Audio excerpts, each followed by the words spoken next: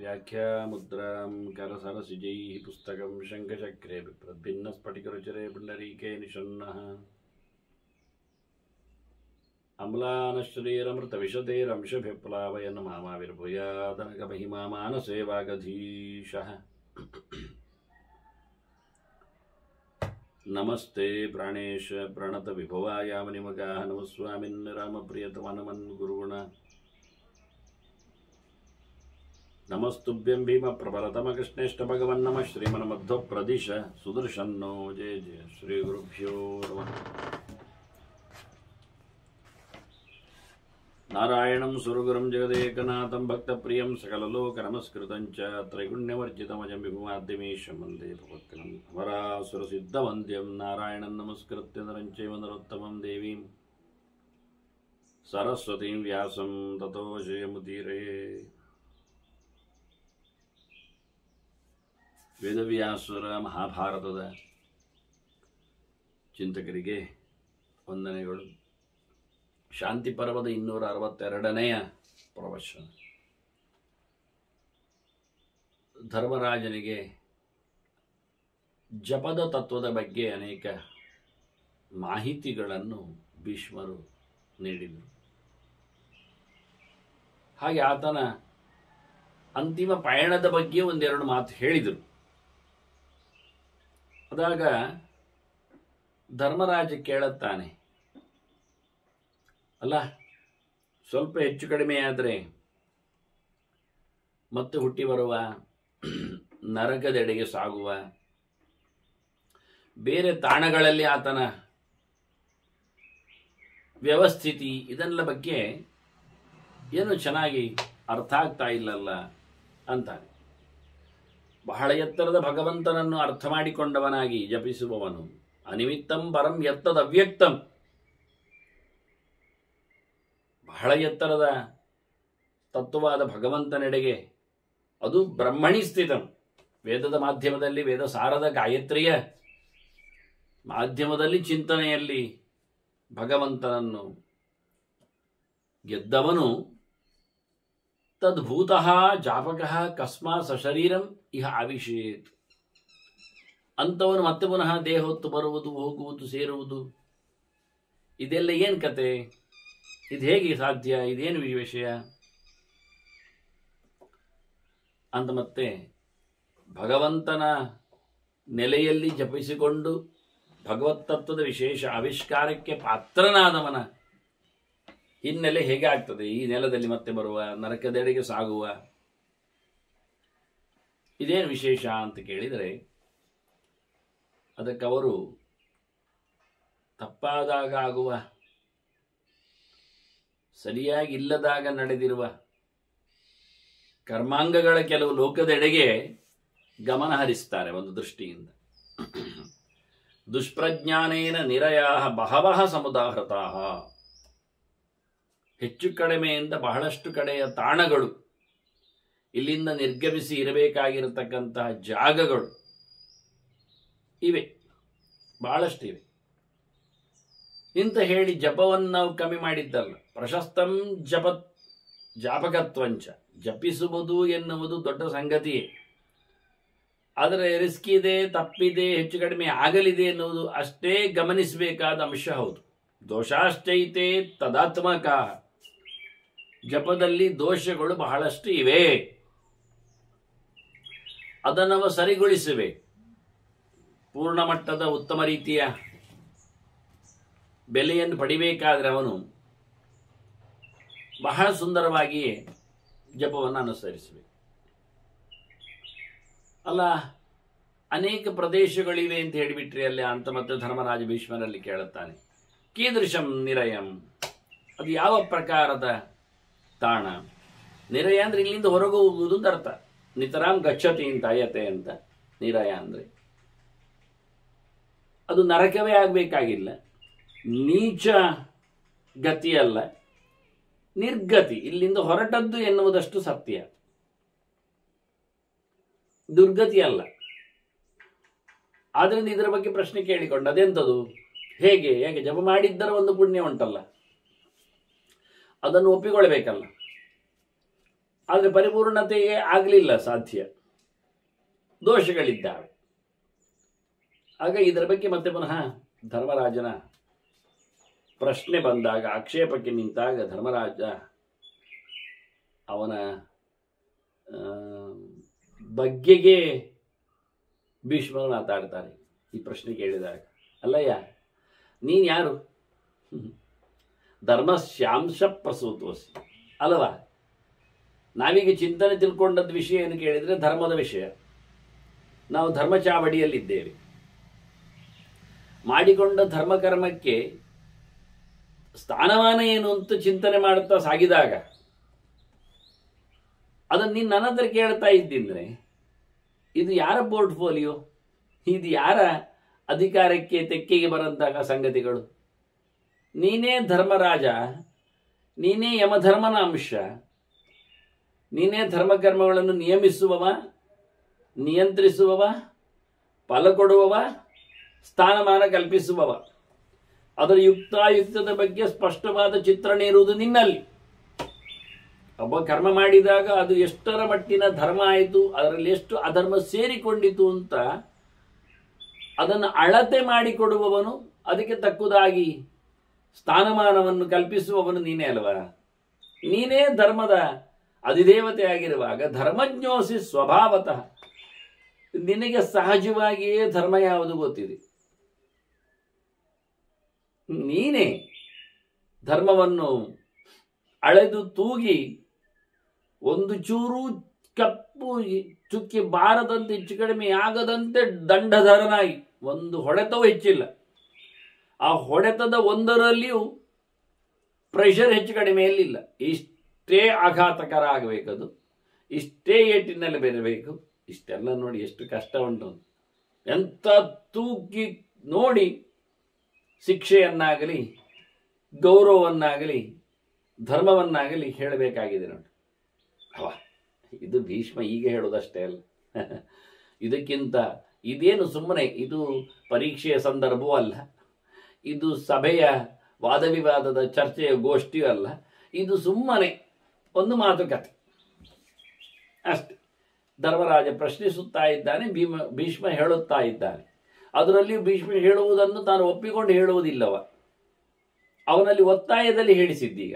ಅದು ಕೃಷ್ಣ ಹೇಳಿಯೇ ನಾನೇ ಇರ್ತೇನೆ ಮಾರೆ ನಿನ್ನ ತಲೆಯೊಳಗೆ, ನಿನ್ನ ನೆನಪನ್ನು ನಾನೇ ಕೊಡ್ತೇನೆ ಮಾರೆ, ನಾನೇ ಹೇಳುತ್ತೇನೆ ಮಾರೆ, ಹೇಳಿದ್ದಕ್ಕೆ ಆಯಿತು ಅಂತ ಒಪ್ಪಿಕೊಂಡವ. ಆದರೆ ಶುದ್ಧ ಭೀಷ್ಮನಾಗಿದ್ದಾಗ ನೋಡಿ, ದ್ಯೂತದ ಪರ್ವಕ್ಕೆ ಬನ್ನಿ, ಧರ್ಮರಾಜಲ್ಲಿ ಮೋರೆ ಕೆಳಗೆ ಹಾಕಿ ಕೂತಿದ್ದಾನೆ, ಜೂಜಾಡಿ ಎಲ್ಲವನ್ನು ಕಳ್ಕೊಂಡು.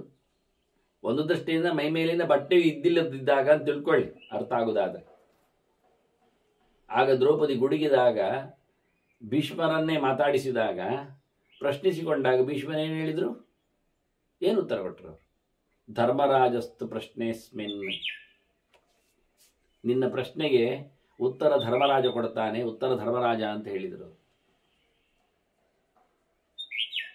ತಪ್ಪಿಸಿಕೊಂಡ್ರು, ನುಣುಚಿಕೊಂಡ್ರು. ಪ್ರಮಾಣ ಮಿತಿಮೇ ಮತಿಹಿ ಅಂದರು. ಈ ಪ್ರಶ್ನೆಯ ಡಾಕ್ಯುಮೆಂಟ್ಸ್, ಉತ್ತರಕ್ಕೆ ಟೆಸ್ಟ್, ಅದು ಧರ್ಮರಾಜ ಅಂತ ಹೇಳಿ. ಹಾಗಾಗಿ ಇಲ್ಲಿ ಹೇಳುತ್ತಾರೆ, ಅವರಾಗಿ ಹೇಳಿದ್ದೇ ವಿಷಯ, ಧರ್ಮರಾಜನೇ ಧರ್ಮದ ಮೂರ್ತಿ ಇದ್ದಾನೆ. ಸಹಜವಾಗಿ ಅವನಿಗೆ ಧರ್ಮದ ಚೌಕಟ್ಟುಗಳು ಗೊತ್ತು. ಹೊರಗಿನಿಂದ ಕಲಿತು ಕಷ್ಟಪಟ್ಟು ಅಭ್ಯಾಸ ಮಾಡಿ ನಿರ್ಣಯಕ್ಕೆ ಒಂದಿಷ್ಟು ಅನುಭವವನ್ನು ತಂದು ಮಾಡಿಕೊಂಡ ಕಥೆ ಅಲ್ಲ. ಸ್ವಯಂ ಮಾಡುವಾಗಲೇ ನೋಡುವಾಗಲೇ ಇದು ಧರ್ಮ ಹೌದು ಅಲ್ಲ ಎಷ್ಟು ಏನು ಅಂತ ಹೇಳಲಿಕ್ಕೆ ಬರುವ ಹಾಗೆ ಅವನಿದ್ದಾನೆ ಹಾಗೆ. ಅದನ್ನೇ ಹೇಳಿ ಧರ್ಮಜ್ಞೋಸಿ ಸ್ವಭಾವತಃ ಈ ಶಬ್ದ ಹೇಳಿ. ನೀನು ಸಹಜವಾಗಿ ಧರ್ಮವನ್ನು ತಿಳಿತವ. ಇದರಲ್ಲಿ ಏನೋ ಒಂದಿಷ್ಟು ಹೊತ್ತಗೆಗಳ ಮೇಲೆ ಕೆಳಗೆ ಮಾಡಿಕೊಂಡು ಆಚೆ ಈಚೆ ನೋಡಿಕೊಂಡಲ್ಲ, ಇಂಟ್ಯೂಷನಲ್ಲಿ ಅಷ್ಟು ವ್ಯಾಪಕವಾದವನಲ್ಲಿ ಭಗವಂತನ ಧರ್ಮ ಮೂರ್ತಿ ಪ್ರತಿಷ್ಠೆಗೊಂಡಿದೆ. ಅದನ್ನು ಭೀಷ್ಮನ ಹೇಳ್ತಾರೆ, ಏನಯ್ಯ ಏನು ಪ್ರಶ್ನೆ? ನೀನೇ ಆ ಧರ್ಮದ ದೇವತೆ ಆಗಿರುವಾಗ ಧರ್ಮ ಮೂಲ ಆಶ್ರಯಂ ವಾಕ್ಯಂ ಶೃಣುಷ್ವ ಅವಹಿತೋ ಅನಘ, ನಿನಗೆ ನಾನು ಧರ್ಮದ ಮೂಲದ ಕೆಲವು ಮಾತುಗಳನ್ನು ಹೇಳುತ್ತೇನೆ ಕೇಳು. ಧರ್ಮ ಎಲ್ಲಿ ನೆಲೆಗೊಂಡಿದೆ ಅಂತ, ಧರ್ಮಕ್ಕೊಂದು ಬೇಸ್, ಪಂಚಾಂಗ, ಅಡಿಪಾಯ, ಅಡಿಶಕ್ತಿ, ಅದನ್ನೇ ಹೇಳುತ್ತೇನೆ ಕೇಳು.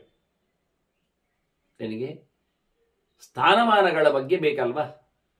ಎಷ್ಟಿಲ್ಲ, ಅಯ್ಯವ ಅದ್ಭುತ. ಇಲ್ಲಿ ಎಲ್ಲ ಕಡೆ ಇದೆ. ಅಮೂನಿ ಯಾನಿ ಸ್ಥಾನಾನಿ ದೇವಾನಾಂ ಪರಮಾತ್ಮನಂ. ಅಡ್ವಾನ್ಸ್ ಸೋಲ್ಸ್ಗಳು, ದೊಡ್ಡ ಮಟ್ಟಿನವರು, ಸಾಧನೆಯಲ್ಲಿ ಎತ್ತರಕ್ಕೆ ಏರಿದವರು, ಭಗವಂತನ ವಿಭೂತಿ ರೂಪಗಳು ಒಂದು ದೃಷ್ಟಿಯಿಂದ ನೋಡಿಕೊಳ್ಳುವುದಾಗಿದ್ದರೆ ಅಂಥವರ ಜಾಗಗಳೇ ಇವರ ತಾಣಗಳು. ಜಪ ಮಾಡಿಕೊಂಡವರ ಪ್ರದೇಶಗಳದು. ದಿಕ್ಪಾಲಕರು 4 ಜನ ಸೇರಿಯೇ ಇದ್ದಾರೆ, ಪೂರ್ವ ಪಶ್ಚಿಮ ಉತ್ತರ ದಕ್ಷಿಣದವರು. ಅವರ ಜಾಗಗಳಲ್ಲಿ ಜಪದವರಿದ್ದಾರೆ. ಅಷ್ಟೇ ಅಲ್ಲದೆ ಗುರು ಮತ್ತೆ ಶುಕ್ರ 2 ಕೆಟಗರಿ ಹೇಳುತ್ತಾರೆ. ಅವರ ಲೋಕಗಳಲ್ಲಿ ಇವರ ಜಾಗಗಳಿವೆ, ಸ್ಥಾನಗಳಿವೆ. ಅಂದರೆ 2 ಮುಖದಿಂದ ಜಪ ಮಾಡಿದವರ ಅರ್ಥ ಆಗ್ತದೆ. 2 ವ್ಯತ್ಯಾಸ ಮುಖಗಳದು. ಅಷ್ಟೇ ಅಲ್ಲದೆ ಗಣದೇವತೆಗಳೆಲ್ಲರದ್ದು, ವಸು, ರುದ್ರ, ಆದಿತ್ಯರು, ವಿಶ್ವೇ ದೇವತೆಗಳು, ಸಾಧ್ಯರು, ಅಶ್ವಿನಿಗಳು, ಮರುತ್ತುಗಳು, ಆಯ್ತಾ? ಇವರೆಲ್ಲರ ಜಾಗಗಳಲ್ಲಿಯೂ, ಊರುಗಳಲ್ಲಿಯೂ, ಪ್ರದೇಶಗಳಲ್ಲಿಯೂ, ಲೋಕಗಳಲ್ಲಿಯೂ ಜಪ ಮಾಡಿದವರಿಗೆ ಅವಕಾಶಗಳಿವೆ. ಅದ್ಭುತವಾದ ತಾಣಗಳು, ದಿವ್ಯಾನಿ. ಎಲ್ಲ ದೇವತೆಗಳ ಭೂಮಿಗಳು, ಭೌಮ ಅಲ್ಲ, ನೆಲಕ್ಕೆ ಸಂಬಂಧಪಟ್ಟದ್ದಲ್ಲ, ಈ ಲೋಕದಂತೆ ಅಲ್ಲ. ಕಾಮಚಾರಿಣಿ, ಇಷ್ಟ ಬಂದೆಡೆಗೆ ಇಷ್ಟ ಬಂದಾಗ ಇಷ್ಟ ಬಂದಂತೆ ಹೋಗಲಿಕ್ಕೆ ಬರ್ತದೆ. ಅಲ್ಲಿ ಕಟ್ಟಿಕೊಳ್ಳಬೇಕಾಗಿಲ್ಲ, ವಾಹನವನ್ನು ಇಟ್ಟುಕೊಳ್ಳಬೇಕಾಗಿಲ್ಲ. ಕಟ್ಟಿಕೊಳ್ಳುವುದು ಅಂದರೆ ಕಾಲಿಗೆ ಹೇಳಿದ್ನ, ಸ್ಕೇಟಿಂಗೋ ಮತ್ತೊಂದು ಚಕ್ರವೋ ಇನ್ನೊಂದು ಅಂತ ಹೇಳಿ ಅದಿಲ್ಲ. ಬಯಸಿದಾಗ ಅಲ್ಲಿ ಇರ್ತಾನವ, ಇಷ್ಟ ಬಂದಾಗ ಹೋಗ್ಲಿಕ್ಕೆ ಬರ್ತದೆ. ಕಾಡಿನಲ್ಲಿ ಹೋಗುವುದು ಹೇಗೆ ಪ್ರಶ್ನೆ ಇಲ್ಲ. ಕಾಡಿನಲ್ಲಿ ಒಂದು ಚಂದದ ಗುಡಿಸಲು ಸಿಕ್ಕಿ ಆಯ್ತವನಿಗೆ, ಬೇಕಾದ ಭೋಗಗಳು ತಿನ್ನಲಿಕ್ಕೆ ಉಂಟೆ. ಹಾಗೆ ವಿಮಾನಾನಿ ಸಭಾಸ್ತತ, ಚಂದ ಚಂದದ ವಿಮಾನಗಳು, ಗರ್ಭಗೃಹಗಳಿದ್ದಾಗೆ, ಹಾರಾಡುವವುಗಳೇ, ಸಭೆಗಳು, ದೊಡ್ಡ ದೊಡ್ಡ ವಿಹಾರ ಭೂಮಿಗಳು, ಆಕ್ರೀಡಾ, ಆಟದ ಮೈದಾನ, ವಿವಿಧಾಹ ರಾಜನ್ ಪದ್ಮಿನ್ಯ, ಒಳ್ಳೊಳ್ಳೆ ಕೊಳಗಳು, ಪದ್ಮ ಅರಳಿದದ್ದು, ಅದರಲ್ಲಿ ಅಮಲೋದಕ ಅಶುದ್ಧ ನೀರುಗಳು. ಏನು ಬೇಕು ಕೇಳುತ್ತಾರೆ. ಯಾವ ರೀತಿ ಉದ್ಯಾನ ಬೇಕಾ, ಜಲಾಶಯಗಳು ಬೇಕಾ, ಹೂಮಂಟಪಗಳು ಬೇಕಾ, ಆಟದ ಕ್ರೀಡಾ ವಿಹಾರ ಭೂಮಿಗಳು ಬೇಕಾ, ಎಲ್ಲವೂ ಇದೆ. ಏತೇ ವೈ ನಿರಯಾಸ್ತಾತ ಸ್ಥಾನಸ್ಯ ಪರಮಾತ್ಮನಃ. ಇದು ಭಗವಂತನದ್ದೇ ಜಾಗಗಳು. ದೇವರ ಬಗ್ಗೆ ಮಾತಾಡಿದವರಿಗೆ ಭಗವಂತನೇ ತನ್ನ ಇಂತಹ ಲೋಕಗಳನ್ನೆಲ್ಲ ಕಲ್ಪಿಸಿಕೊಟ್ಟಿದ್ದಾನೆ. ದೇವರ ಲೋಕಕ್ಕಿಂತ, ವೈಕುಂಠಾದಿಗಳಿಗಿಂತ ಇದು ದೊಡ್ಡದಲ್ಲ. ಅದರ ವಿಷಯದಲ್ಲಿ ಇದೇನು ಅಲ್ಲ. ಅದಕ್ಕೋಸ್ಕರ ಇದನ್ನು ನಿರಯ ಅಂತ ಕರೆದ. ತ್ರಿದಿವ ನಿರಯ ಭೂಗೋಚರ ಅನ್ನಲ್ಲ ಮೇಲೆ ನಿರಯ ಶಬ್ದವನ್ನು ದುರ್ಗತಿಯ ನೆಲೆಯಲ್ಲಿ, ನರಕದ ನೆಲೆಯಲ್ಲಿ ಪ್ರಯೋಗ ಮಾಡಿದ್ದಾರೆ. ಆದರೆ ಇಲ್ಲಿ ಹಾಗಲ್ಲ. ಇಲ್ಲಿ ಭೀಷ್ಮರು ಹೇಳೋದು ಇಲ್ಲಿಂದ ಹೊರಟ ಭೂಮಿಗಳು ಅಂತಷ್ಟೇ. ಅದು ಪರಿಪೂರ್ಣವಾದ ಎತ್ತರದ ತಾಣ ಅಲ್ಲ. ಆದರೆ ಇಲ್ಲೆಲ್ಲ ಕಡೆ ದೇವರೇ ಇದ್ದಾರೆ, ದೇವರದ್ದೇ ಭೂಮಿಗಳು ಹೌದು. ಆದರೆ ಇಲ್ಲಿ ದುಃಖಗಳು ಎಲ್ಲ ಇಲ್ಲ. ಅಭಯಂಚ ಅನಿಮಿತ್ತಂಚ ನಚ ಕ್ಲೇಶ ಭಯಾವೃತಂ. ಹೆದರಿಕೆ ಇಲ್ಲ, ನೋವಿಲ್ಲ, ಎಂಥದೋ ಏನೋ ಅಂತ ಕಾರಣ ಗೊತ್ತಿಲ್ಲದೆ ಆಗತಕ್ಕಂಥ ಅವಘಡುಗಳು ಇಲ್ಲ. ಆರಾಮವಾಗಿರುವಂಥದ್ದು. ದ್ವಾಭ್ಯಾಂ ಮುಕ್ತಂ, ಹುಟ್ಟು ಸಾವುಗಳು ಇಲ್ಲ, ಶೋಕ ಮೋಹಗಳು ಇಲ್ಲ, ಲಾಭ ನಷ್ಟಗಳು, ದ್ವಂದ್ವಗಳು ಇದ್ಯಾವುದು ಅಲ್ಲಿ ಘಾಸಿಗೊಳಿಸುವುದಿಲ್ಲ. ಅದರೊಟ್ಟಿಗೆ ತ್ರಿಭಿರ್ಮುಕ್ತಂ, ಸತ್ವರಜಸ್ಸು ತಮಸ್ಸಿನ ಪ್ರಭಾವಗಳು ಅಲ್ಲಿಲ್ಲ. ಎಚ್ಚರ ನಿತ್ಯ ಕನಸುಗಳಿಗೂ ಅವಕಾಶ ಹೆಚ್ಚು ಇಲ್ಲ. ಅದರಾಚೆಗೆ ನೋಡಿದರೆ ಅಷ್ಟಾಭಿಹಿ, ಮತ್ತು ಇನ್ನೂ ನೋಡಿದರೆ ಸ್ತ್ರೀಭಿರೇವಚ ಮುಕ್ತಂ, 8ರ ಕತೆ ಇಲ್ಲ, ಗಂಟು, ಅಷ್ಟವಿಧದ ಮೃತ್ಯುಗಳು, ಭೀಕರವಾದ ಕಾಡು ಪ್ರಾಣಿಗಳಿಂದಲೋ, ವಿಷ ಜಂತುಗಳಿಂದಲೋ, ಅಪಾಯದಿಂದಲೋ, ಇನ್ಯಾವುದೋ ಪರಿಸ್ಥಿತಿಯಿಂದಲೋ ಸಾಯುವ ಕತೆ ಇಲ್ಲ.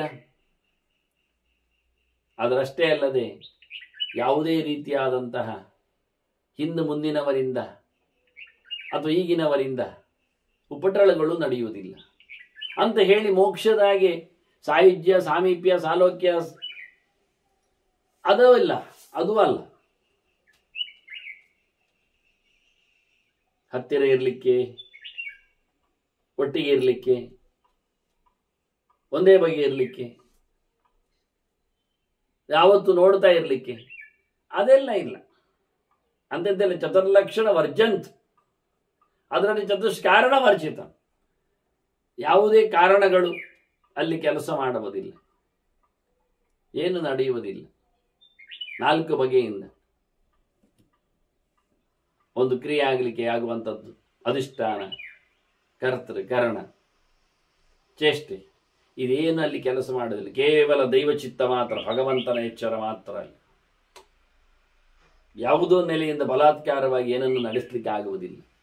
ಅಪ್ರಹರ್ಷ, ಭಾರಿ ಖುಷಿ ಇಲ್ಲ, ಹರ್ಷ ಇದೆ, ಪ್ರಹರ್ಷ ಇಲ್ಲ. ಅಷ್ಟು ತುಂಬ ಖುಷಿಯಾಗಲಿಕ್ಕೆ ಮೋಕ್ಷ ತಾಣ ಅಲ್ಲಲ್ಲ.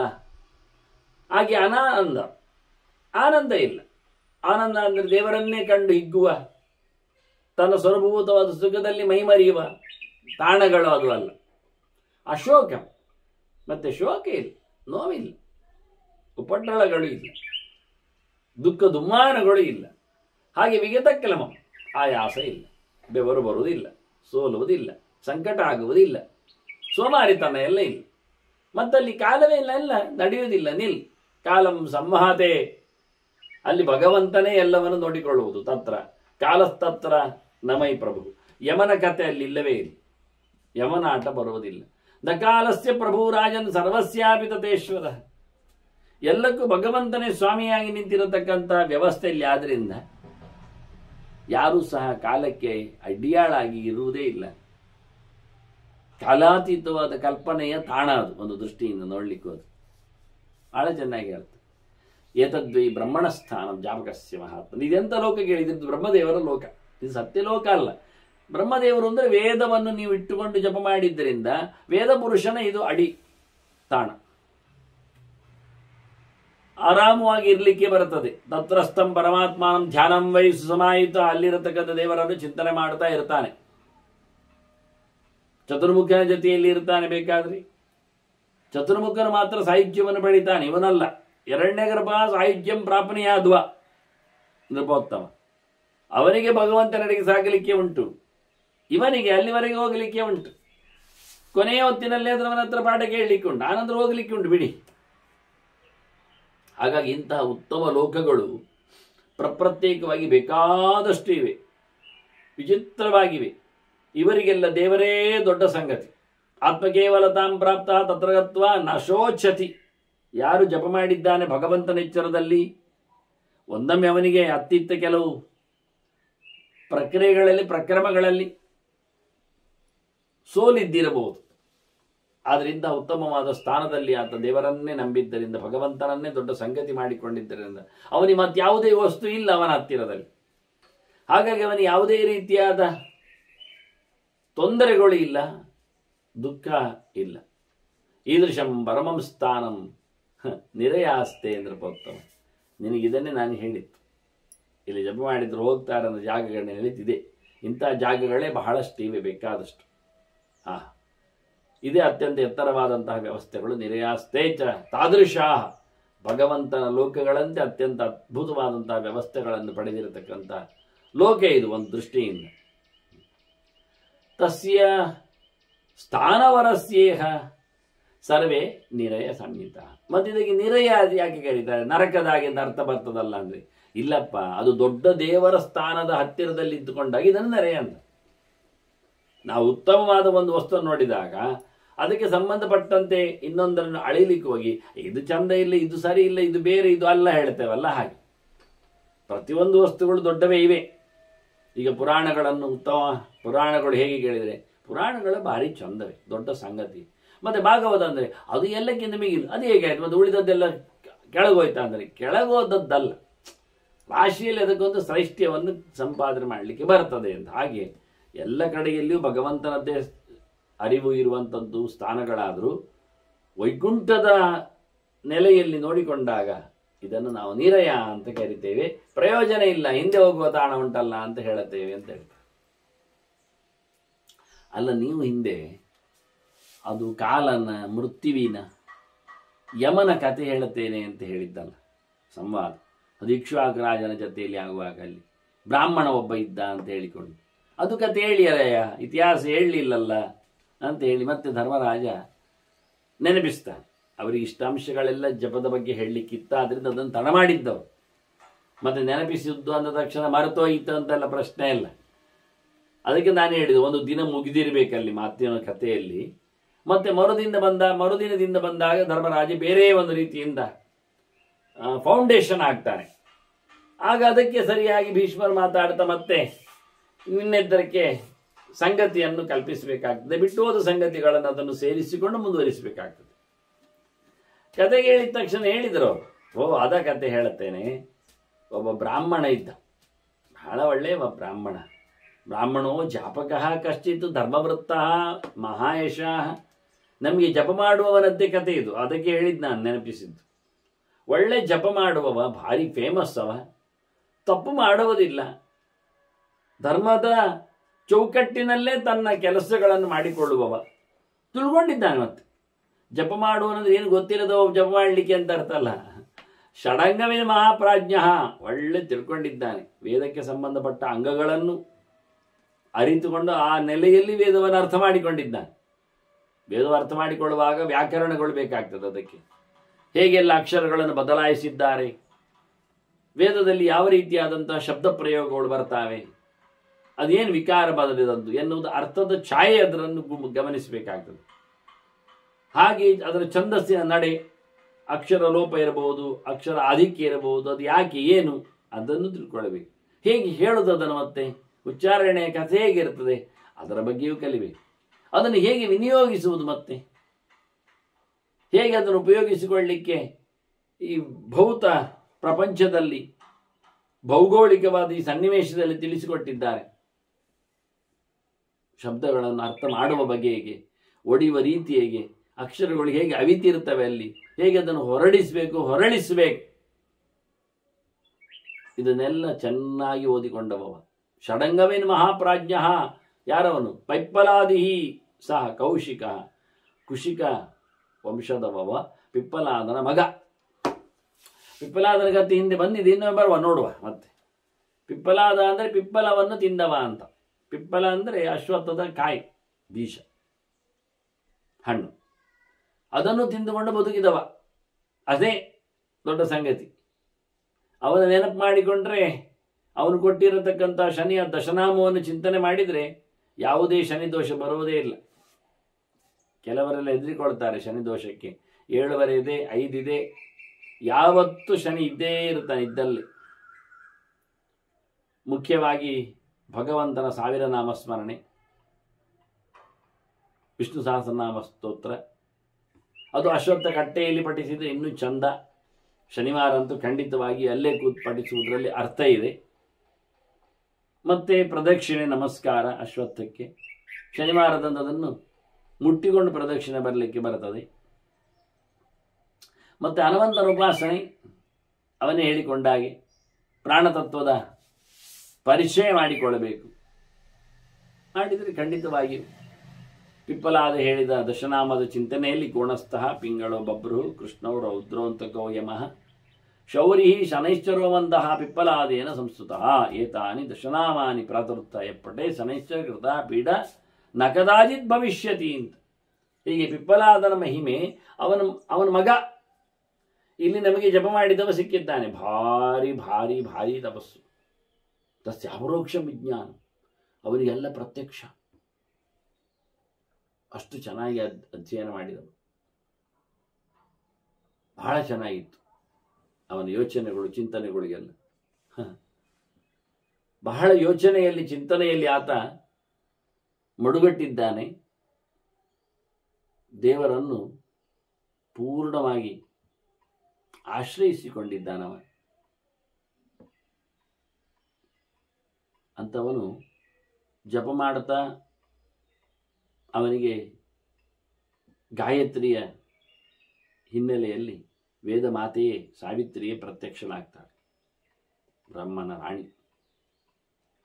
ವೇದಮಾತಾ ತತಸ್ತಸ್ಯ ತಜ್ಜಪ್ಯಂ ಸಮಪೂಜೆ. ಅವನು ಮಾಡಿದ 10,000 ವರ್ಷಗಳ ಕಾಲದ ಜಪವನ್ನು ಸಂತೋಷಪಡಿಸಿದ್ದು, ಅಭಿನಂದನೆ ಮಾಡಿ, ಭಾರಿ ಜಪ ಮಾಡಿದ್ದೆ, ಒಳ್ಳೆಯದು, ತುಂಬ ಖುಷಿಯಾಗಿದೆ, ನನ್ನ ಬಗ್ಗೆ ಚಿಂತನೆ ತುಂಬ ಮಾಡಿದುಕೊಂಡಿದ್ದೀನಿ.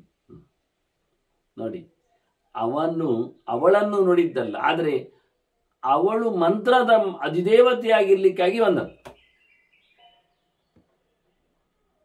ವೇದದ ಮಾತು. ಆದ್ದರಿಂದ ಅದು ಸಾವಿತ್ರಿ ಮಂತ್ರವಾಗಲಿಕ್ಕೆ ಹೋಗಿ ಬಹಳ ಚೆನ್ನಾಗಿ ಬಂದು ನಿಂತಿದ್ದಾಳೆ, ಕೇಳಿದ್ದಾಳೆ. ಆ ಮಂತ್ರದ ಕಥೆ ಹೇಗಿರ್ತದೆ, ಹೇಗೆ ಉಂಟದು ಕೇಳಿದರೆ, ಚತುರ್ಭಿಹಿ ಅಕ್ಷರೈರ್ಯುಕ್ತ, 4 ಅಕ್ಷರ ಉಂಟದರಲ್ಲಿ. ಮೊದಲಿಗೆ ತತ್ ಸವಿತುಹು ಅಂತ, ಅದರ ನಂತರದಲ್ಲಿ ಸೋಮಪಾನೆ ಅಕ್ಷರಾಷ್ಟಕ, ಸೋಮಪಾನ ಮಂತ್ರದಲ್ಲಿ 8 ಅಕ್ಷರವನ್ನು ಸೇರಿಸಿಕೊಳ್ಳುತ್ತದೆ. ಮುಂದಿನ 8 ಅಕ್ಷರವೇ ಸೇರಿದೆ ಅಂತ ತಿಳ್ಕೊಳ್ಳಿ, ಅಲ್ಲಿಗೆ ಆಯ್ತು, ಮುಗೀತದೆ. 8, 4, 12 ಅಕ್ಷರದಲ್ಲಿ, 24 ಅಕ್ಷರದಲ್ಲಿ 12 ಅಕ್ಷರ ಯೂಸೇಜ್. ತತ್ ಸವಿತುಹು ಆಯಿತು. ಮುಂದಿನದ್ದು 8, ವರೇಣ್ಯಂ ನಿಯಂ ಭರ್ಗೋ ದೇವಸ್ಯ ಆಯಿತು. ತತ್ ಸವಿತುಹು 4 ಮತ್ತೆ 8, ವರೇಣ್ಯಂ ಭರ್ಗೋ ದೇವಸ್ಯ. 8, 4, 12 ಅಕ್ಷರದಲ್ಲಿ ಚಿಂತನೆ ಮುಗಿಯಿತು. ಇನ್ನೆಂಥದ್ದು, ಇನ್ನು ಧೀಮಹಿಯಿಂದ ಧ್ಯಾನ ಮಾಡುತ್ತೇನೆ ಅಂತ ಅದು ಸೇರಿಸಬೇಕು. ಇಲ್ಲಿ ಮಾಡು, ಹೇಳಬೇಕು ಅಂತಿಲ್ಲ. ಯಾಕೆ, ಮಂಡೆ ಸರಿ ಆಗಲಿಂದ ಅದು ಹೇಳಬೇಕಾ, ಬೇಡ. ಅದನ್ನು ಮುಂದಿನದ್ದು ಲೆಕ್ಕಕ್ಕಿಲ್ಲದ್ದೇ. ಈ ಲೆಕ್ಕಾಚಾರದಲ್ಲಿ ಅದರ ಚಿಂತನೆ ವಾಸ್ತವವಾಗಿ ಮತ್ತೆ ಮಾಡುವಾಗ ಪೂರ ಉಂಟು. ಜಗತ್ ಬೀಜ ಸಮಾಯುಕ್ತ, ಜಗತ್ತಿನ ಬೀಜ ಯಾವುದು, ಭೂಹು ಭುವಃ ಸುವಃ ಅಂತ 3 ಲೋಕದ ಬೀಜ ಮಂತ್ರ. ಜಗತ್ತು ಅಂದರೆ ಲೋಕ, ಸ್ಥಾನ, ಬೀಜ ಅದರದ್ದು ಭೂಹು ಭುವಃ ಸುವಃ. ಇದರಿಂದ ಸೇರಿಸಿಕೊಳ್ಳಬೇಕು ಜಪ ಮಾಡುವಾಗ. ಮತ್ತೆ 24 ಅಕ್ಷರ ಉಂಟೆ, ಚತುರ್ವಿಂಶಾಕ್ಷರಾತ್ಮಿಕ, 24 ಅಕ್ಷರಕ್ಕೆ ಇದು 3 ಸೇರಬೇಕು. ಕಳೆದ ಬಾರಿಯೇ ಭೀಷ್ಮರು ಹೇಳಿದ್ರು ಅದು ಪ್ರಣವದಿಂದ ಸೇರಿಕೊಂಡಿದೆ ಅಂತ. ಹಾಗೇನಾಯ್ತು, ಪ್ರಣವ ಎನ್ನುವುದೊಂದು ಪಾದ, 3 ಲೋಕ ಬೀಜಗಳದ್ದು ಒಂದು ಪಾದ, ವ್ಯಾಹೃತಿತ್ರಯವಾದದ್ದು. ಆನಂತರ 24 ಅಕ್ಷರದ ಗಾಯತ್ರಿ ಇರುವುದು. ಇದೆಂಥದ್ದು, ಸೋಮಪಾನದಲ್ಲಿ ವಿಶೇಷ ಕೇಳಿದರೆ ಅದೊಂದು ವೇದ ಮಂತ್ರ ಅಲ್ಲಿ ಬಂದಿದೆ, ಉಪನಿಷತ್ತು ಮಾತಾಡಿದೆ. ಸೋಮಯಾಗದ ಸಂದರ್ಭದಲ್ಲಿ ಬರುವಂಥದ್ದು ವಾಸ್ತವವಾಗಿ. ತತ್ಸವಿತು ವೃಣೀಮಹೇ ವಯಂ ದೇವಸ್ಯ ಭೋಜನಂ ಶ್ರೇಷ್ಠಂ ಸರ್ವಧಾತಮಂ ತುರಂ ಭಗಸ್ಯ ಧೀಮಹಿ ಅಂತ ದಶಪದಗಳಲ್ಲಿ ಚಿಂತನೆಯನ್ನು ಕೊಟ್ಟಿದೆ. ಈ ಗೆರೆಯನ್ನು ನಾನು ಸಂಧ್ಯಾ ಸಮೀಕ್ಷೆಯಲ್ಲಿ ಹಾಕಿದ್ದೇನೆ. ಇಲ್ಲಿ ತತ್ಸವಿತರು ವರೇಣ್ಯಂ ವಯಂ ದೇವಸ್ಯ ಧೀಮಹಿ ಎನ್ನುವಲ್ಲಿ ನಾವು ದೇವರದ್ದು ಚಿಂತನೆ ಮಾಡ್ತೇವೆ ಅಂತ ಕಂಡಾಗಿ ಕಾಣ್ತದೆ. ವಯಂ ದೇವಸ್ಯ ಭೋಜನಂ ಶ್ರೇಷ್ಠಂ ಸರ್ವದಾತಮಂ ತುರಂಬಗಸ್ಯ ಧೀಮಹಿ ಅಂತ ನಾವು ಅಂತ ವಯಂ ಶಬ್ದದ ಅರ್ಥ ಅಂತ. ವಯಂ ಶಬ್ದದ ಅರ್ಥ ನಾವು ಅಲ್ಲ, ಮತ್ತೆ ಅದು ವರೇಣ್ಯಂ, ವಾ ಸ್ಟಾರ್ಟ್ ಅಕ್ಷರ, ಲಾಸ್ಟ್ ಅಕ್ಷರ ಎಂ. ವರೇಣ್ಯಂ ಎನ್ನುವುದನ್ನು ವಯಂ ಹೇಳಿದ್ದಿಲ್ಲಿ. ಹೀಗೆಲ್ಲ ಕೆಲವೊಮ್ಮೆ ಗಮ್ಮತ್ತು ಮಾಡ್ತಾರೆ. ಅದನ್ನೆಲ್ಲ ಸೇರಿಸಿಕೊಂಡಾಗ 8 ಅಕ್ಷರ ಸೇರಿಸಿ 12 ಅಕ್ಷರದಲ್ಲಿ ಈಕೆ ಅಂತೂ ಪ್ರಸನ್ನರಾಗಿದ್ದಾಳೆ. ಬಹಳ ಅದ್ಭುತವಾಗಿ ಬಂದು ಬಿಟ್ಟಿದ್ದಾಳೆ. ಕೇಳುತ್ತಾಳೆ, ಇವ ನಮಸ್ಕಾರ ಮಾಡಿದ್ದಾನೆ ಸಾವಿತ್ರಿಗೆ, ಸ್ತೋತ್ರ ಮಾಡಿದ್ದಾನೆ. ಆಕೆ ಕೇಳೇ ಬಿಟ್ಲು, ನಾನು ನಿನಗೆ ವರ ಕೊಡಬೇಕಲ್ಲ, ಏನು ಕೇಳು ಅಂತ. ಇವ ಹಂಗೆ ಜಪ ಮಾಡಲಿಕ್ಕೆ ಇದ್ದದ್ದಷ್ಟೇ. ಜಪ್ಯೇ ಮೇ ರವತಾಮ್ಮನಃ ಅಂತಾನೆ, ನನಗೆ ಜಪ ಮಾಡಲಿಕ್ಕೆ ತಲೆ ಕೊಡು ಮಾರೇರೆ, ಮನಸ್ಸು ನಂದು ಜಪ ಮಾಡುವಾಗೇ ಇರಲಿ, ಜಪದಲ್ಲಿಯೇ ನನಗೆ ಆಸಕ್ತಿಯನ್ನು ಮೂಡಿಸುವಾಗೆ ನೀನು ವರ ಕೊಡು ಸಾಕು ಅಂತ ಕೇಳುತ್ತೆ. ಸಾವಿತ್ರಿ ಕೇಳ್ತಾರೆ, ಅದೇ ನಿಂಗೆ ಎಂತ ಬೇಕಾದ್ರೆ ಕೊಡುತ್ತೇನೆ, ನಾನು ಬಂದಿದ್ದೇನಲ್ಲ, ಸರ್ವಂತತ್ತೇ ಭವಿಷ್ಯತಿ, ನಿನಗೆ ಎಂತ ಬೇಕೆಲ್ಲ ಆಗ್ತದೆ ನನ್ನ ಹತ್ರ ಕೇಳಿದರೆ. ಕಿಂಚೇಷ್ಟಂ ಕರವಾಣಿತೆ, ನಿಂಗೆ ಎಂತ ಇಷ್ಟ, ನಾನೆಂದ ನಿನಗೆ ಇಷ್ಟವಾದ್ದು ಮಾಡಲಿ ಮತ್ತೆ ಕೇಳ್ತಾನೆ. ಬ್ರಾಹ್ಮಣ ಹೇಳ್ತಾನೆ, ನನಗೆ ಎಂತ ಬೇಡ, ಜಪ್ಯಂ ಪ್ರತಿ ಮಮೇಚ್ಛ, ಅದು ನನಗೆ ಏನು ಬರ್ತದೆ, ನನಗೆ ಜಪದಲ್ಲಿ ಆಸಕ್ತಿ ಹೆಚ್ಚು, ಅದು ನನಗೆ ಇನ್ನಷ್ಟು ಇಷ್ಟ ಆಗುವಾಗೆ ನೀನು ಮಾಡಿಬಿಡು ಸಾಕು ಅಂತ ಕೇಳ್ತಾನೆ. ಕೊನೆಗೆ ಅವಳು ಆಯಿತು ಅಂತ, ತದೇತಿ ತಥೋ ದೇವಿ ಯಾಸ್ಯಸಿ ಬ್ರಹ್ಮಣ ಸ್ಥಾನಂ ನೀನು ಮತ್ತೆ ಹೊರಡ್ತೀಯ, ಬ್ರಹ್ಮಲೋಕಕ್ಕೆ ಹೋಗ್ತೀಯ. ಗಾಯತ್ರಿ ಅವಳೇ ಅಲ್ವಾ, ಹಾಗಾಗಿ ಅವಳ ಜಾಗವೇ ಅವಳ ಲೋಕ ಹೇಳೋದಕ್ಕಿಂತ ಅವನ ಇನ್ನಿಯನ ಲೋಕ ಅಂತ ಹೇಳಿದ್ಲು ಅವಳು. ಹಾಗೆ ಆಗಲಿ, ನೀನು ಅಲ್ಲಿ ಬರ್ತಿ, ಹೋಗ್ತಿ ಅಲ್ಲಿಗೆ. ಮತ್ತೆ ನಿನಗೆ ಈ ಯಮನ, ಕಾಲನ, ಮೃತ್ಯುವಿನ, ಧರ್ಮನ ಜತೆಯಲ್ಲಿ ನಿನಗೆ ಸಂವಾದ ಆಗಲಿ, ಮಾತುಕತೆ ಆಗಲಿ ಅಂತ ಒಂದು ವಿಶೇಷವಾದಂಥ ವರವನ್ನು ಕೊಟ್ಟರು. ಮತ್ತೆ ಜಪ ಮಾಡಿದ. 100 ವರ್ಷ ದಿವ್ಯ ವರ್ಷದ ಲೆಕ್ಕಾಚಾರದಲ್ಲಿ ಮತ್ತೆ ತಪಸ್ಸು ಮಾಡಿದ, ಜಪ ಮಾಡ್ತಾ ಕೂತ. ಬಹಳ ಅದ್ಭುತವಾಗಿ ಸದಾ ದಾಂತಹ ಜಿತಕ್ರೋಧ ಸತ್ಯಸಂತಹ ಅನಸೂಯಕ, ಯಾರಿಗೇನು ಪಟಳ ಇಲ್ಲ, ಯಾವತ್ತು ಒಳ್ಳೆ ರೀತಿಯಾಗಿ ನಿಯಮಬದ್ಧನಾಗಿ ಕೆಲಸ ಮಾಡ್ತಾನೆ, ಎಂಥದ್ದಕ್ಕೂ ಸಿಟ್ಟೇ ಬರುವುದಿಲ್ಲ, ಯಾರ ಮೇಲಿನ ಹೊಟ್ಟೆ ಕಿಚ್ಚುವನಲ್ಲಿಲ್ಲ, ಆದ್ರಿಂದಲೇ ಬೆಳೆಯುವುದವನು. ಮತ್ತೆ ಸಂತೋಷದಿಂದ ಅವನು ಮಾಡುತ್ತಿರುವ ಕರ್ಮದ ಅಧಿದೇವತೆಯಾದ ಧರ್ಮ ಅವನೇ ಕಾಣಿಸಿಕೊಂಡ. ಸಾಕ್ಷಾತ್ ಪ್ರೀತಃ ತದಾ ಧರ್ಮ ದರ್ಶಯಾಮಾಸ ತಂ ದ್ವಿಜಂ. ಆ ಬ್ರಾಹ್ಮಣನಿಗೆ, ಕೌಶಿಕನಿಗೆ, ಪೈಪಲಾದಿಗೆ ಧರ್ಮ ತನ್ನನ್ನೇ ತೋರಿಸಿಕೊಂಡ. ಧರ್ಮವೇ ಶುದ್ಧವಾದ ಕರ್ಮವೇ ಅಧಿದೇವತೆಯಾಗಿ, ಯಮನೇ ಬಿಡಿ, ಅವನು ಧರ್ಮ ಪ್ರಜಾಪತಿಯಾಗಿ ಬಂದಿದ್ದಾನೆ. ನರನಾರಾಯಣನ ಅಪ್ಪನಿದ್ದಾನೆ ಧರ್ಮ ಪ್ರಜಾಪತಿ. ಅವನು ದಕ್ಷನ ಮಗಳಂದಿರನ್ನು ಮದುವೆಯಾಗಿದ್ದಾನೆ. ಅವನ ಮಗಳೇ ಸತಿ ಅಲ್ವಾ,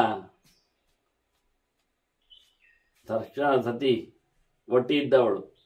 ಆ ಸತಿಯ ತಂಗಿಯಂದಿರನ್ನೇ ಧರ್ಮ ಪ್ರಜಾಪತಿ ಮದುವೆ ಆದದ್ದು. ಅಕ್ಕ ಶಿವನನ್ನು ಮದುವೆ ಆದದ್ದು ಆಗ. ಆದ್ರಿಂದ ಸತಿಯ ತಂಗಿಯಂದಿರನ್ನೆಲ್ಲ ಮದುವೆಯಾಗಿಕೊಂಡಿದ್ದಾನೆ ಇವ ಧರ್ಮ. ಅವನಲ್ಲಿ ಅನೇಕ ಧರ್ಮ ದೇವತೆಗಳು, ಗುಣಲಕ್ಷಣದ ಅಭಿಮಾನಿಗಳು, ವಿಶೇಷವಾಗಿ ನರನಾರಾಯಣ ಹರಿಕೃಷ್ಣರು, ಭಗವಂತನ 3 ರೂಪಗಳು, ಭಾರತದ ಅಧಿದೇವತೆಗಳು ನರನಾರಾಯಣರು. ಯಾರು ಕೃಷ್ಣಾರ್ಜುನರಾಗಿದ್ದರೆ ಅವರೇ ಹುಟ್ಟಿ ಬಂದವರು. ಆ ಧರ್ಮನೇ ಕಾಣಿಸಿಕೊಂಡಿದ್ದಾನೀಗ, ಎದುರು ನಿಂತಿದ್ದಾನೆ. ಬಹಳ ಅದ್ಭುತವಾಗಿ ಹೇಳುತ್ತಾನೆ, ನೀನು ತುಂಬಾ ನೆಲೆಯಲ್ಲಿ ನೀನು ಧರ್ಮವನ್ನು ಜಪವನ್ನು ಮಾಡಿದ್ದೀಯ. ಹೀಗಾಗಿ ಬಹಳಷ್ಟು ದೊಡ್ಡ ಮಟ್ಟಿನ ಧರ್ಮದ ನೆಲೆಯಿಂದಾಗಿ ನೀನು ಸ್ಥಾನಮಾನವನ್ನು ಪಡೀಲಿಕ್ಕಿದ್ದಿ. ದೇವಾನಾಂ ನಿಲಯಾನ್ ಸಾಧೋ ಉತ್ಕ್ರಮ್ಯ ಯಾಸ್ಯಸಿ ಸರ್ವಾನ್. ಎಲ್ಲವನ್ನು ದಾಟಿ ನೀನು ಹೋಗಲಿಕ್ಕುಂಟು. ಆದ್ದರಿಂದ ದೇಹವನ್ನು ತೊರೆ ದೊಡ್ಡ ಲೋಕಗಳೆಡೆಗೆ ನಿನ್ನ ಪಯಣ ಸಾಗಲಿ ಅಂತ ಹೇಳ್ತಾನೆ. ಆಗ ಬ್ರಾಹ್ಮಣ ಹೇಳ್ತಾನೆ, ಅದೆಲ್ಲ ಆಗುವುದಿಲ್ಲ. ಬಹುದುಃಖ ಸಹಂ ದೇಹಂ ನೋಸೃಜೇಯಂ ಅಹಂ ವಿಭೋ. ನಾನು ಬಹಳ ದುಃಖವನ್ನು ಸಹಿಸಿಕೊಂಡು ಈ ಕೆಲಸ ಮಾಡಿದ್ದೆ, ಈ ದೇಹವನ್ನು ಬಿಟ್ಟು ಹೋಗುವುದಿಲ್ಲ. ನಾನು ಎಂಥ ಕಷ್ಟ ಇದ್ರೂ ಅದನ್ನು ಸಹಿಸಿಕೊಂಡು ಜಪ ಮಾಡ್ತಾ ಇದ್ದೇನೆ. ಆದ್ರಿಂದ ಗಚ್ಚತ್ವಜ್ಜಯತಾ ಸುಖ, ನೀನೇ ಹೋಗಿಬಿಡು ಮಾರಾಯ ಅಂತ ಹೇಳಿ, ಧರ್ಮದ ದೇವತೆಯನ್ನೇ ಹೋಗಿಬಿಡು, ನಾನು ಬರುವುದಿಲ್ಲ ಅಂತ ಹೇಳಿಬಿಟ್ಟ. ಹಾಗೇನಲ್ಲ, ನೀನು ಬರಬೇಕಲ್ಲ ಅಂತ ನೀವ. ಧರ್ಮ ಮತ್ತೆ ಮಾತಾಡ್ತಾನೆ, ಅನೇನಕ್ಕಿಂತೆ ಸಂಯೋಗ, ನೀನು ಈ ದೇಹದ ಮೇಲೆ ಎಂಥದ್ದು ಕಲೆಕ್ಷನ್, ಉಪಯೋಗ ಎಂತ ಉಂಟು? ಕಥಮೋಂಗಮಿಷ್ಯಸಿ, ನಿನಗೆಂತ ಮೋಹವ, ಅತಿ ಪ್ರೀತಿಯ ಈ ಮೈಯ ಮೇಲೆ? ಅದನ್ನು ದೇಹವನ್ನು ತೊರೆದು ನೀನು ಬರಬೇಕು, ಆಗ ಮಾತ್ರ ನಿನಗೆ ಆಗ್ತದೆ. ಅಲ್ಲ, ನೀಡು ಅವಶ್ಯಂಬೋ ಶರೀರಂತೆ ತ್ಯಕ್ತವ್ಯಂ, ನಿಜವಾಗಿ ನಿನ್ನ ದೇಹ ಬಿಡ್ಲಿಕ್ಕೆ ಉಂಟಲ್ಲ. ಆದ್ರೆ ನೀನು ಸ್ವಲ್ಪ ಒಂದು ಕೆಲಸ ಮಾಡು. ಮನಕೃತ್ವ ತ್ಯಜ ದೇಹಂ ಮಹಾಮತಿ, ಒಂದು ಗಟ್ಟಿ ಮನಸ್ಸು ಮಾಡಿ, ಒಳ್ಳೆ ಬುದ್ಧಿವಂತ ನೀನು, ಅದರ ದೇಹವನ್ನು ತೊರೆದು ಬರಲಿಕ್ಕೆ ಉಂಟು, ಗಟ್ಟಿ ಮನಸ್ಸು ಮಾಡು, ದೇಹವನ್ನು ತೊರೆ ಅಂತ. ಆಗ ಮತ್ತೆ ಬ್ರಾಹ್ಮಣ ಹೇಳ್ತಾನೆ, ಬೇಡ ಬೇಡ, ನಾನು ದೇಹ ತೊರೆದು ಬರುವುದಿಲ್ಲ, ಸಶರೀರವಾಗಿ ಬರಬೇಕಾದ್ರೆ ಬರ್ತೇನೆ, ಇಲ್ಲ ಆದ್ರೆ ಹೋಗು. ಗಚ್ಚ ಧರ್ಮ ನಮೇ ಶ್ರದ್ಧಾ ಸ್ವರ್ಗಂ ಗಂತುಂ, ನನಗೆ ಆಸಕ್ತಿ ಇಲ್ಲ ಸ್ವರ್ಗಕ್ಕೆ ಬರಲಿಕ್ಕೆ, ಆಯ್ತಾ? ನನಗೆ ವಿನಾ ಆತ್ಮನ ಈ ದೇಹವನ್ನು ತೊರೆದು ನಾನು ಬರುವುದಿಲ್ಲ. ದೇಹ ಸಮೇತ ಬರುವುದಾದ್ರೆ ಬರ್ತೇನೆ, ನೀನೇ ಹೋಗಿ ಬಿಡು, ನಾನು ಬರುವುದಿಲ್ಲ ಅಂತ ಧರ್ಮನಿಗೇನೆ ಸ್ವರ್ಗಕ್ಕೆ ಬರುವುದಿಲ್ಲ, ದೇಹ ಬಿಡ್ಲಿಕ್ಕೆ ಆಗುವುದಿಲ್ಲ ಅಂತ ಹೇಳಿ ಬ್ರಾಹ್ಮಣ ಹಠ ಮಾಡಿದ. ಆಗ ಮತ್ತೆ ಧರ್ಮ ಹೇಳುತ್ತಾನೆ, ನೋಡು ಒಳ್ಳೆ ಒಳ್ಳೆಯ ಲೋಕಗಳಿವೆ ನೋಡು. ಗಚ್ಚ ಲೋಕಾನ್ ಅರಜಸಃ ಯತ್ರ ಗತ್ವಾ ನ ಶೋಚಸಿ. ಅಲ್ಲಿ ಕಷ್ಟ ಆಗುವುದಿಲ್ಲ. ನೀನು ಹೇಳ್ತಿ ಕಷ್ಟ ಬಿಟ್ಟ ಈ ದೇಹವನ್ನು ಬಿಡ್ಲಿಕ್ಕೆ ಇಷ್ಟ ಆಗುವುದಿಲ್ಲ, ನೀನು ಹೇಳ್ತಿ ಕಷ್ಟವನ್ನು ಸಹಿಸಿಕೊಳ್ಳುತ್ತೇನೆ ಅಂತ. ಅಲ್ಲಿ ಕಷ್ಟವೇ ಇಲ್ಲ ಮಾರಾಯ. ದುಃಖ ದುಮ್ಮಾನಗಳು ಇಲ್ಲದ, ರಾಜಸ ತಾಮಸ ಭಾವಗಳಿಗೆ ಎಡೆ ಇಲ್ಲದ ದೊಡ್ಡ ದೊಡ್ಡ ಲೋಕಗಳು ನಿನಗೆ ಸಿಗ್ತದೆ, ಬಾ ಅಂತ. ಬರೋದಿಲ್ಲ ಅಂದ್ಬಿಟ್ಟ. ನನಗೆ ಜಪದಲ್ಲಿ ಹೆಚ್ಚು ಆಸಕ್ತಿ, ರಮೇ ಜಪನ ಮಹಾಭಾಗ. ನನಗೆ ಜಪ ಮಾಡುತ್ತಾ ನಾನು ಖುಷಿಯಲ್ಲಿ ಇರುತ್ತೇನೆ. ಎಲ್ಲಿಯಾದರೂ ಬರುವುದೇ ಆಗಿದ್ರೆ ಸಶರೀರೇಣ ಗಂತವ್ಯಂ. ನನಗೊಂದು ಇರಾದೆಯನ್ನು ಕೇಳಿದರೆ ನಾನು ಶರೀರ ಸಮೇತನಾಗಿ ಬರುವುದಾದ್ರೆ ಬರ್ತೇನೆ, ದೇಹ ಬಿಟ್ಟು ಬರುವುದಾದ್ರೆ ಬರುವುದೇ ಇಲ್ಲ ಅಂತ ಗಜಕ್ಕನೆ ಕೂತು ಬಿಟ್ಟ. ಈಗಾಗಲೇ ಬಹಳ ಸಮಯದ ತಪಸ್ಸು ಮಾಡಿದವ. ದೇಹ ಶೋಷಣೆ ಬೇರೆ ಆಗಿದ್ರು ಸಹ ಬಿಡ್ಲಿಕ್ಕೆ ಇಷ್ಟಪಡಲಿಲ್ಲ. ಏನದು ಮೋಹವೇ ಅಂತೇಳಿ ಧರ್ಮ ಕೇಳಿಕೊಂಡಿದ್ರು. ನೋಡಿ, ಧರ್ಮನಿಗೆ ಬಲಾತ್ಕಾರದಲ್ಲಿ ದೇಹ ತೆಗಿಲಿಕ್ಕೆ ಆಗುದಿಲ್ಲ, ಒಪ್ಪಿಗೆ ಕೇಳಬೇಕು. ಹಾಗಾದ್ರೆ ಒಂದು ಕೆಲಸ ಮಾಡುವಂದ, ಎಂತ? ಏಷ ಕಾಲ ತದಾ ಮೃತ್ಯು ಯಮಶ್ಚತ್ವ ಉಪಾಗತ. ಈಗ ನಾನು ಹೇಳಿದರೆ ನೀನು ಕೇಳುವುದಿಲ್ಲಲ್ಲ. ಇಲ್ಲಿ ನೋಡು, ಕಾಲ ಬಂದಿದ್ದಾನೆ, ನಿನಗೆ ಹೋಗುವ ಕಾಲ. ಇಲ್ಲಿ ನೋಡು, ಮೃತ್ಯು ಬಂದಿದ್ದಾನೆ, ನಿನಗೆ ಬಿಡುವ ಸಮಯ, ಬಿಡುವವನು, ಬಿಡುಗಡೆ ಮಾಡುವವನು. ನೋಡಿ, ಇಲ್ಲಿ ಯಮನು ಬಂದಿದ್ದಾನೆ. ಮೃತ್ಯು ಅಂದರೆ ಸಾವು. ಇಲ್ಲಿ ಸಾವು ಬಂದಿದೆ, ಇಲ್ಲಿ ಸಮಯ ಆಗಿದೆ, ಇಲ್ಲಿ ನಿಯಮಿಸುವವ, ನಿನ್ನನ್ನು ನಿಯಂತ್ರಿಸುವ ಯಮ ಇದ್ದಾನೆ. ಹೇಳಿಕೊಂಡು ಧರ್ಮ, ತಾನು ಮಾಡಿದ ಕರ್ಮ, ಅಧಿದೇವತೆ, ಇವರೆಲ್ಲ ಬಂದಿದ್ದಾರೆ ನೋಡು ಅಂತ ಹೇಳಿ ತನ್ನಿಂದ ಆಗದೇ ಇದ್ದದ್ದು ನೋಡಿ ಅವರನ್ನೆಲ್ಲ ಕರೆಸಿಕೊಂಡು ಕೆಲಸಕ್ಕೆ ನಿಂತಿದ್ದಾನೆ. ಮುಂದೆ ಅವರನ್ನು ಹೇಗೆ ಈ ಜಪ ಮಾಡಿದ ಬ್ರಾಹ್ಮಣ ಪಿಪ್ಪಲಾದನ ಮಗ ಕುಶಿಕ ಗೋತ್ರದವ ಯಾವ ರೀತಿಯಲ್ಲಿ ಅವರಲ್ಲಿ ಮಾತಾಡಿಕೊಂಡು ತನ್ನ ಸಾಧನೆಯ ಬಗ್ಗೆ ಚಿಂತನೆ ಮಾಡಿದ್ದಾನೆ ಎನ್ನುವುದನ್ನು ಮುಂದಿನ ಹಂತದಲ್ಲಿ ವಿಚಾರಿಸುವ, ಚಿಂತನೆ ನಡೆಸುವ. ಈ ರೀತಿಯಾಗಿ ಭೀಷ್ಮರು ಧರ್ಮರಾಜ ಕೇಳಿದ್ದಕ್ಕೆ ಇತಿಹಾಸವನ್ನು ಮತ್ತೆ ಹೇಳಲೇಬೇಕು ಅಂತ ಹಠ ಬಿದ್ದಾಗ ಹೇಳ್ತೇನೆ ಅಂತ ಹೇಳ್ತಾರೆ, ಆರಿಸಿಕೊಂಡು ಹೋಗ್ತಾರೆ ಕೆಲವೊಮ್ಮೆ. ಹಾಗೆ ಮತ್ತೆ ಪುನಃ ಅದನ್ನು ಕೊಟ್ಟಿದ್ದಾರೆ. ಹಾಗೆ ಅದರ ಚಿಂತನೆಯನ್ನು ಮುಂದೆ ನೋಡುವ. ವಂದನೆಗಳೊಂದಿಗೆ ಶ್ರೀಕೃಷ್ಣ ನಾರಾಯಣ ನಾರಾಯಣ.